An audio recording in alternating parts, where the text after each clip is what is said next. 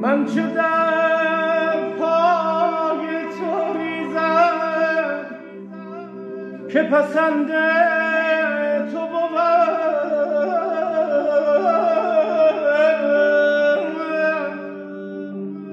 سر نچیز است که شایسته پای تو بود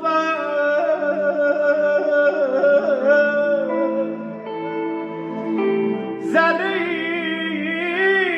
در همه اجزای من مسکین نیست